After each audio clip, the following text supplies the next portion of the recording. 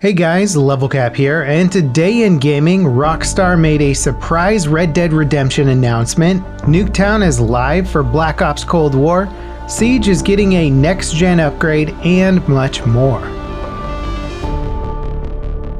In a move that I really don't think anyone saw coming around the mountain, Rockstar announced Red Dead Online will be available as a standalone game starting December 1st.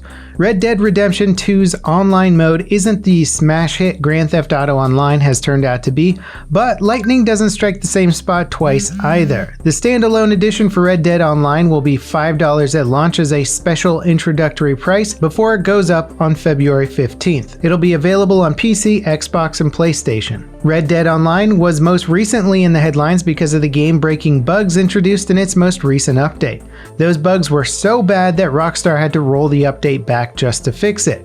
There have also been reports of the update causing matchmaking problems, forcing players into servers by themselves or with a much smaller group of players than expected. That said, if you are looking for a multiplayer cowboy simulator with the unscripted mayhem of Grand Theft Auto Online, Red Dead Online might be exactly what you're looking for. The real question is, what does that mean for Grand Theft Auto Online? Making Red Dead Online a standalone experience could be Rockstar trying to renew its popularity and suck in more players. It probably won't be as popular as they hope, but if going standalone bumps the player count, it might make sense to offer the same deal for Grand Theft Auto Online. Considering Grand Theft Auto 5 is the second best-selling game of all time, I doubt it needs the help, but I could see Rockstar doing it anyways, just because. NUKETOWN 1984 is live in Black Ops Cold War. The iconic map has appeared in every Black Ops title to date, including the Blackout Battle Royale mode. Its small size leads to constant action, which many players seem to enjoy. Like Modern Warfare Shipment, it's a good map for grinding weapon unlocks and XP, which I expect many players will be doing just because the update also enables double XP until the 30th.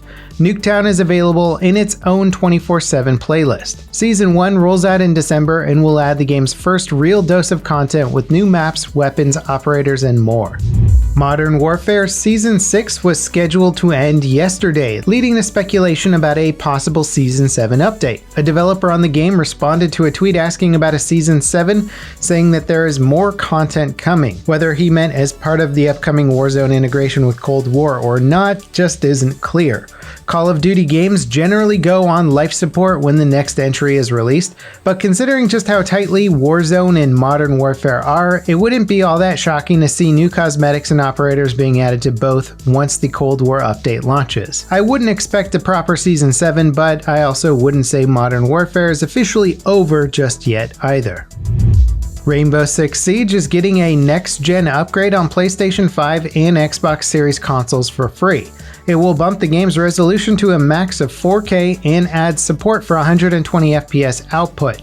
On PlayStation 5, the game will support the adaptive triggers and haptic feedback on the DualSense controller. As for crossplay, you'll be stuck playing with folks on the same brand of consoles. This means Xbox players can play with the last and current gen, but not PlayStation players. The same goes for cross progression. Ubisoft hasn't ruled out more robust crossplay, like between all consoles and PC, but considering its hyper-competitive nature, I don't expect such a bombshell feature to be introduced lightly. The next-gen upgrade launches on December 1st. Hitman 3 is shaping up to be a suitably next-gen experience. A new dev video revealed the game's third location, Chongqing, China, and some of the engine tech powering it. IO Interactive uses an in-house engine called Glacier. They've updated the engine for Hitman 3 with better animations, reflections, shadows, and more. On the next-gen consoles, it'll support 4K 60 FPS and HDR. It's also capable of running 300 AI NPCs at once, which should make every level feel packed with targets and activity. To top it all off, the previous 2 Hitman games are being ported into 3. All of their levels and content will be playable with Hitman 3's updated engine. Hitman 3 is launching in January for PlayStation 5, Xbox Series, and PC.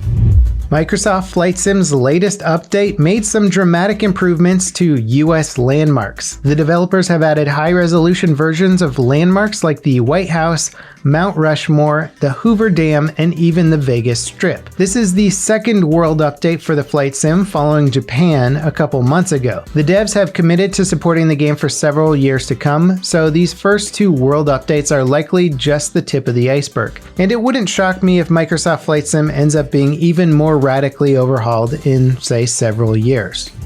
As if Fortnite wasn't monetized enough, Epic are now offering a monthly subscription for the game called Fortnite Crew that gives you the Season Battle Pass, 1,000 V-Bucks every month, a crew pack of exclusive gear, and a few other odds and ends. The subscription is $12 a month, and while it's kind of crazy to think a game like Fortnite warrants a monthly subscription, it does make a little bit of sense. For players buying the Battle Pass and new cosmetics regularly, it might actually save you a few bucks in the long run.